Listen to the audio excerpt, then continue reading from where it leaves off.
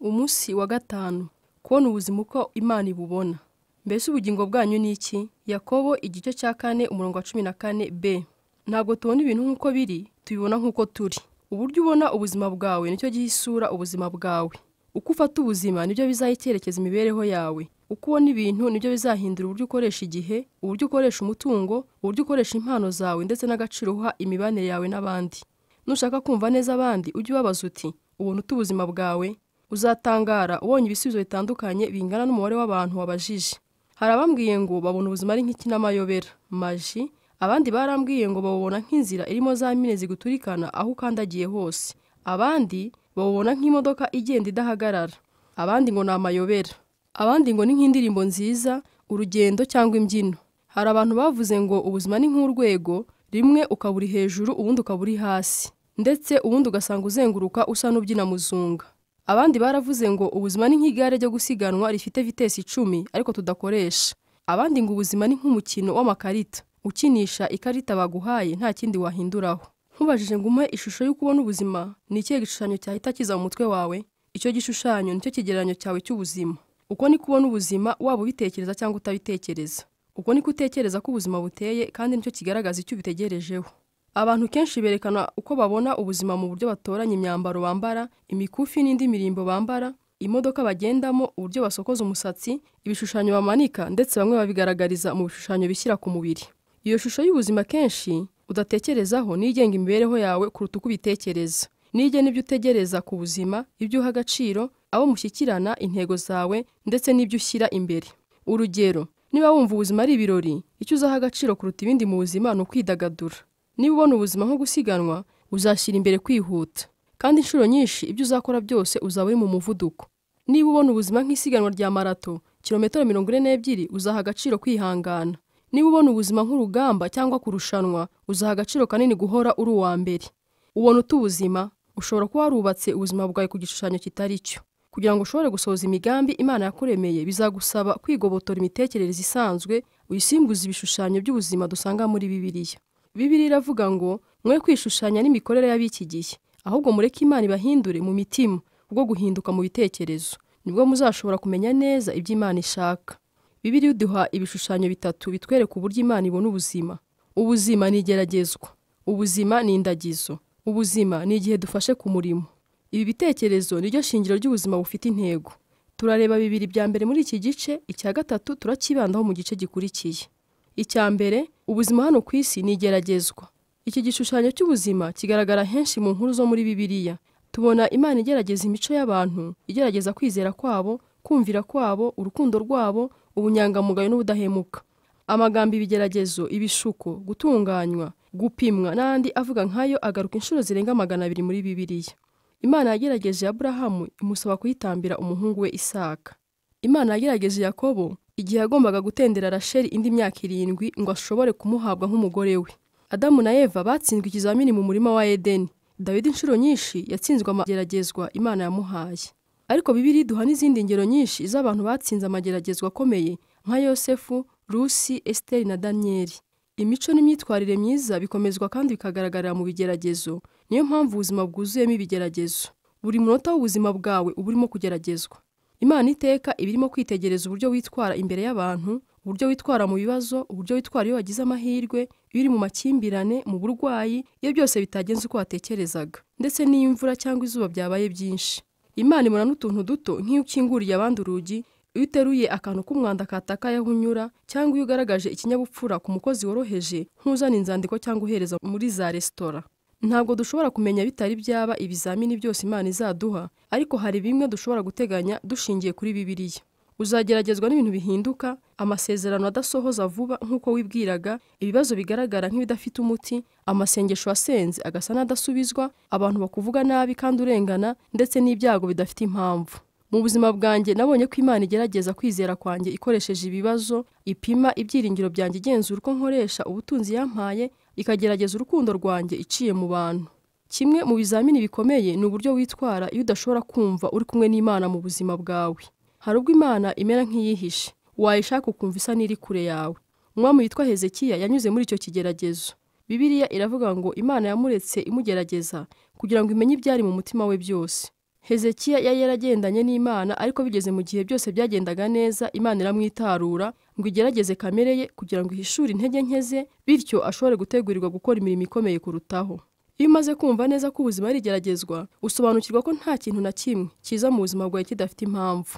Buri kantu kose kaza mu buzima bwawe n'akagaragara ari ubusabusa gafite umumaro mu guhindura kamere yawe.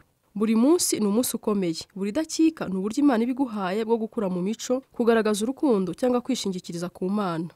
Ibigeragezo bimwe na bimwe bigaragara birenze ibyo twakwihanganira. Ibindi hari n'ubwo tubicamo ntitubimenye, ariko uko byaba bingana kose bifite agaciro ku buzima bw'iteka. Inkuru nziza ngufitiye ni uko Imana yifuza ko utsinda ibyo bigeragezo by'ubuzima. Niyo mpamvu itajya yemera ko ibigeragezo uhura nabyo byarusha imbaraga ubuntu iguha ngo ushobore guhangana nabyo. Bibiliya iravuga ngo Imana niyo kwizerwa, kuko itazakundira ko mugeragezwa ibiruta ibyo mwashobora kwihanganira, ahubwo hamwe n'ibibagerageza izabacira akanzu kugira ngo mubone uko mubasha kubyihanganira.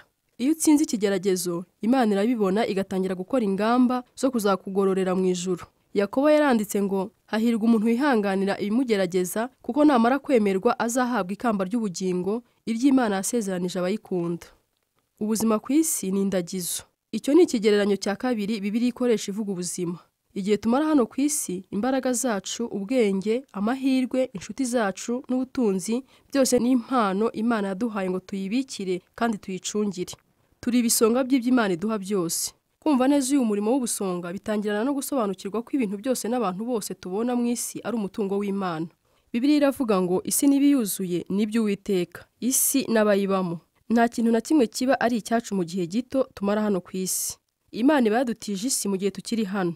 Uvuka wayisanze aho ari umutungo w'Imana, kandi Imana izayitiza undi numara kuyivamo. Uba wahawe agahe gato ko kuyinezererwa. Ubwo Imana yaremaga Adamu na Eva, yabashinze kurinda ibyo yari yararemye kandi bagira abacungamutungo bayo. Bibiliya iravuga ngo Imana ibaha umugisha, Imana irababwira iti mwororoke mugwire, mwuzure isi, mwimenyereze ibirimo mutware. Umurimo wa mbere Imana yahaye abantu kwari ugucunga no kwita ku bintu by'Imana ku isi.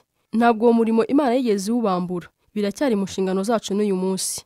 Buri kintu cyose kitunezeza twagombye kukireba nk'indagizo Imana yashyize mu ntoki zacu. Bibiliya iravuga ngo icyo mufite mutahawe ni igiki, ariko niba mwaragihawe niki gituma mwirata nk'abatagihawe? Mu myaka yashize abantu b'inshuti zacu bigeze kudutiza inzu yabo muri Hawaii, ahantu hareba ku mazi y'inyanja ngo tuharuhukire n'umufasha wanjye. Byari umugisha tutashoboraga kugeraho kubw'umutungo wacu. Niyo mpamvu twabinezerewe twivuye inyuma. Bari batubwiye bati muyikoreshe nk'abari iwanyu. Natwe aba ariko tubikora. Icyo gihe twamazeyo twogaga muri pisine yabo, tukarya ibiryo basize muri firigo, twihanaguzaga ibitambaro by'amazi byabo, tukarira ku masahani yabo, ndetse tukajya twicunda ku buriri bwabo ngo twumve uko bunepa. Ariko ibyo twakoraga byose twabaga tuzirikana ko atari ibyacu by'ukuri. Buri kintu tukacyitaho mu buryo bwihariye. Twagize umugisha wo kunezererwa imigisha yose y'iyo nzu nubwo itari iyacu. Twamenyereye umuco uvuga ngo ubwo atari icyawe ntiwivune ucyitaho.